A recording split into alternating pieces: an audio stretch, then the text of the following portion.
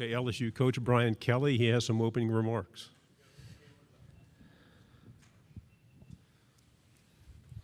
Is everybody ready? Coach, right here on your left in the front row. Well, I'm going to say a couple of words first. I just wanted to make sure everybody had their electronics. For me, this is my first media event since 2009. So, as you can understand, the last time I did this, I was the head coach at Cincinnati, and we were in the Big East. And I think we had Greg Schiano was the head coach at Rutgers, and he still is, it seems. But to be back at Media Day for me is kind of gets you thinking about the football season. So excited about this season with LSU football. Certainly, our football team in itself. I've gotten a chance to spend some time with our team, so I'll answer as many questions as I can about our guys. But it's been a lot of recruiting, a lot of time building our roster. But for me, being here, getting an opportunity to talk about our team, talk about the process that we've had over the last 7 months, excited to do that. Front row on your left, Coach. Hey, Coach. AP Stedham, WHEP, Foley, Alabama. Yep, good to see you again. Good to see you, Coach. Coach, what did you learn about your team this spring, and what's the identity that you seek from this team? Yeah, I think we learned a little bit about our team in the spring, but I think what I think more than anything else is just since January up till today, they have done everything we've asked them to do. It's not been easy, to get them to think the right way, the right habits of winners.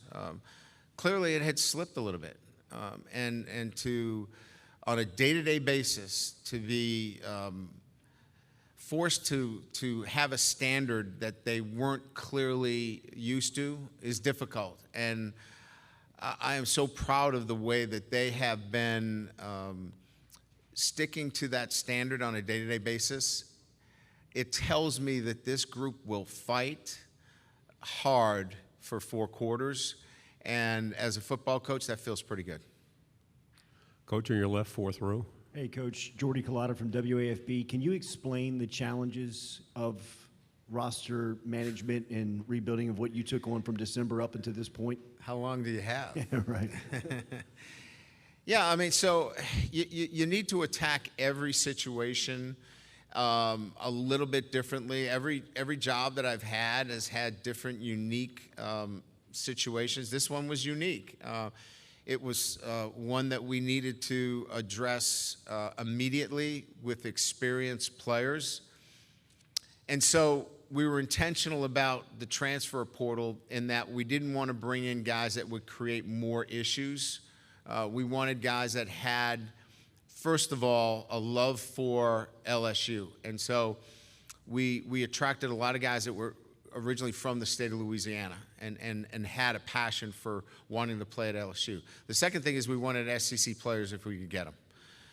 If not, they needed to be the very best at their level. And so they were all Americans or they were the best at that position. And then I think the third thing is that they immediately had to have the traits that we were looking for. They had to be guys that when we talked to their coaches that were the best character traits, attention to detail, all those things. That was first. Second, do a great job of recruiting freshmen in a very, very short period of time with an eye towards specific needs by position. And don't create any more open, wasted opportunities at position groups. Guys that are going to be in the program for the 4 years. We had too much attrition, and a lot of that was based upon poor academics. So we wanted strong students. That was first and foremost. Then develop the players that we had on campus. And that's kind of what we've been doing since we got there. Second row, Jacques. Hey, Coach. Jacques Doucet, WAP-TV in Baton Rouge. Since you took the job, what have you learned about LSU? What have you learned about maybe the fans, the job that maybe you didn't know before?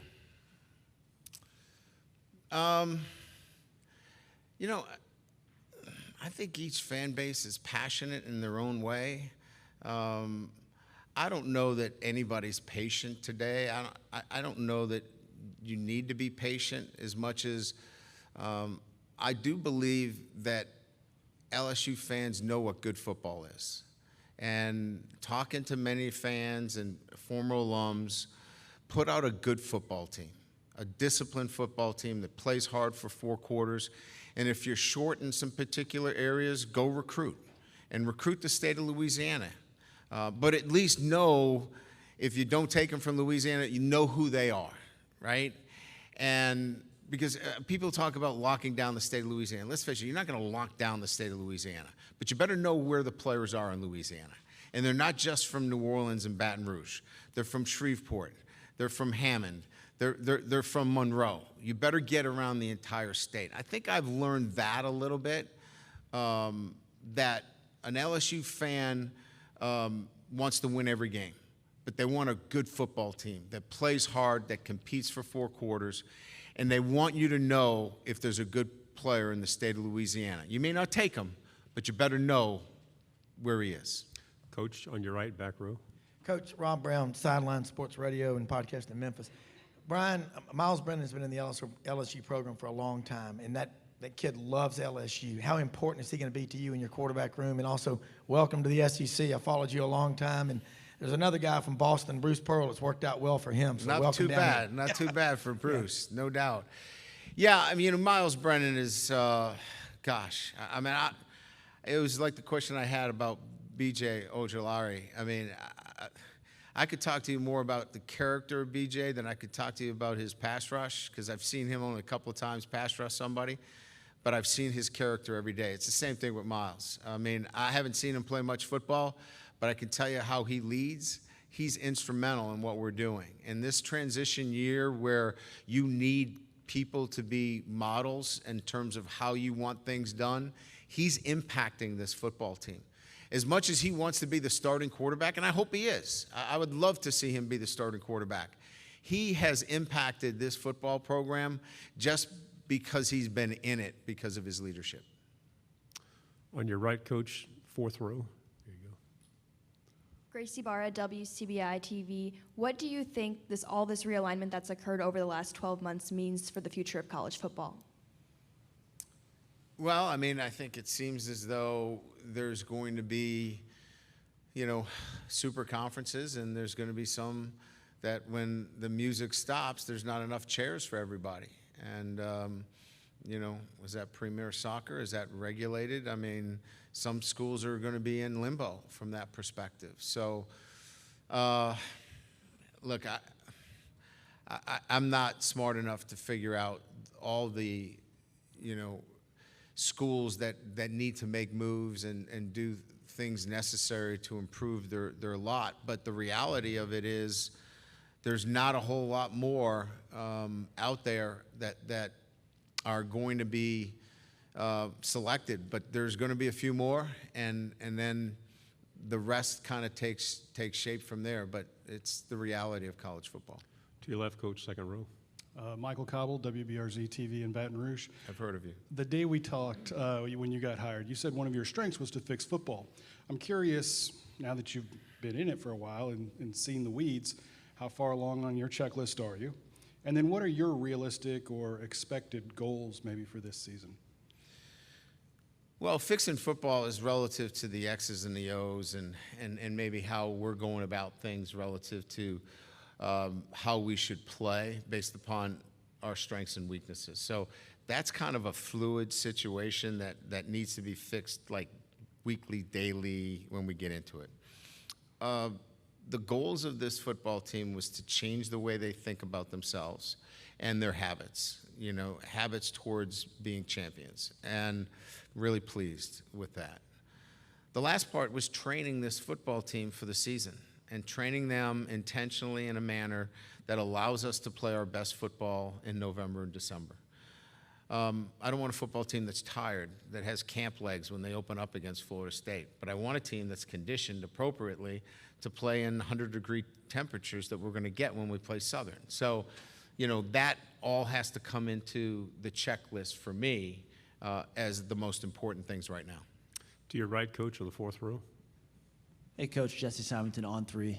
You mentioned earlier today about how trust is a two-way street, and that was kind of in terms of you and the players and being a new coach at a new program. In a similar vein, how do you kind of build that with a fan base that does kind of come with so much expectations and the noise that kind of came with your hire? What have you kind of done in the last 7 months to kind of build that trust, and what does that look like maybe a year from now as well? You know, I think the 23 class is a transition class for us that we started a little bit late, but I think we've made some great progress. I think trusting that we're going to recruit really well in 23, 24, and 25. I think you start there that, okay, they're going to recruit well, and I think you start with that. So they can start to look at this football team is going to bring in an influx of talented players.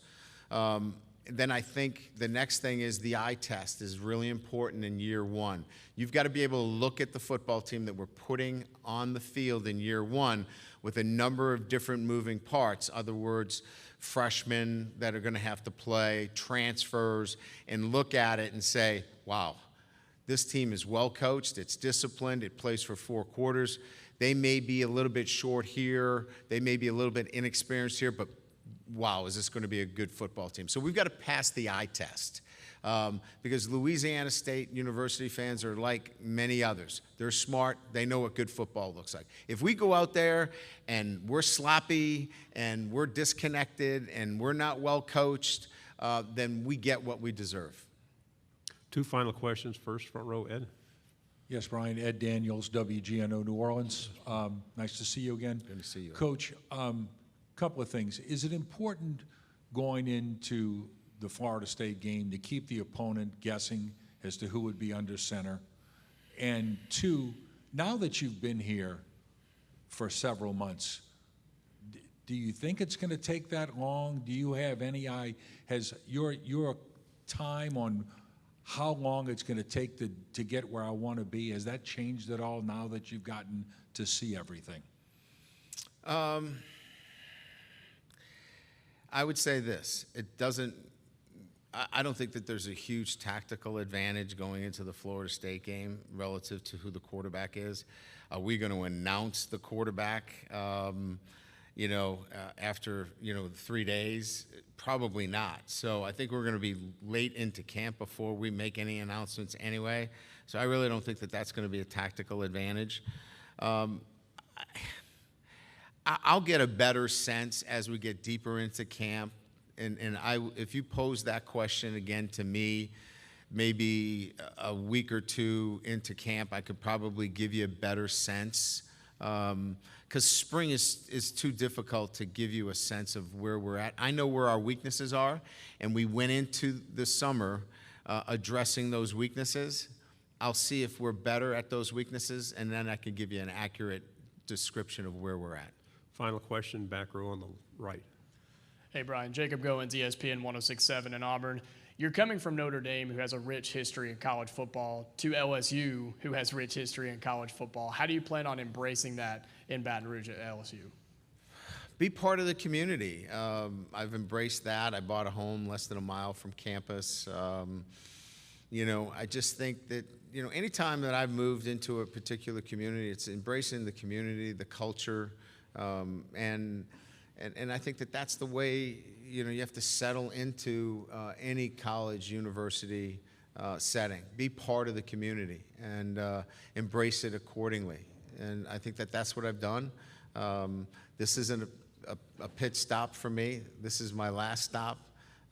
So I think just for me, more than anything else, opens my eyes to so many different things that I have never done before. Backwater fishing down in Port Fourchon was awesome. Never done that before. Actually caught some fish for the first time in a long time. I didn't think I ever could catch a fish. But come to Louisiana, they jump in your boat. I mean, it's beautiful. So just embracing the culture and being part of the state of Louisiana. Thank you, Coach. Good job. Awesome. Thank you.